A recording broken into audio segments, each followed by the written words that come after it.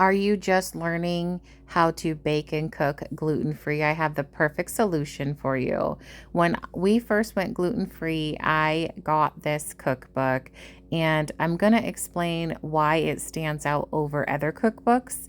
And that's because in the recipes themselves, so again, it's talking about the science of gluten, but and even bread flours, it tells you how things are going to rise and why things don't rise. And that's super important with gluten free because a lot of things look leveled and not round, or they turn out flat and not fluffy. So it does also go over the different types and brands of gluten free out there. But here's what I want to show you. In a recipe itself, it tells you everything that you need step by step, like a typical cookbook, but it goes beyond that. It goes right here. If you're going to do a flour substitution, if you're going to use baking soda, if you're going to use xanthan gum, it's going to tell you what's going to happen in your recipe. Super important for gluten-free once again. And those people that are gluten-free out there, we know exactly what they're talking about. But it also will teach you how to make the most coveted things like hamburger buns. I was shocked that I was able to make them finally after 5 years, and how to make a perfect cake. And it is astonishing, but also has a great index full of different types of recipes.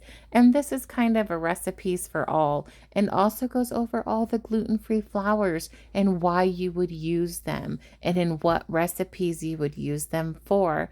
Because like an all-purpose gluten-free flour is not going to do the same thing as a rice flour mixture. Or if you're allergic to potatoes, there are those people out there, what you can do. And here's a list of different gluten-free pastas that are out there, and their texture and their taste. And of course, some tastes are going to be different, but they actually explain what it is that will make something taste more gummy, or it won't rise, or it doesn't have the same texture. Again, this cookbook, or this America's Test Kitchen gluten-free cookbook, has what we all need and everything we need about it.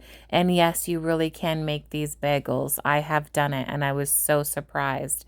This is the book to get if you, again, are going gluten-free. It's nice and thick, and again, has a great index explaining everything.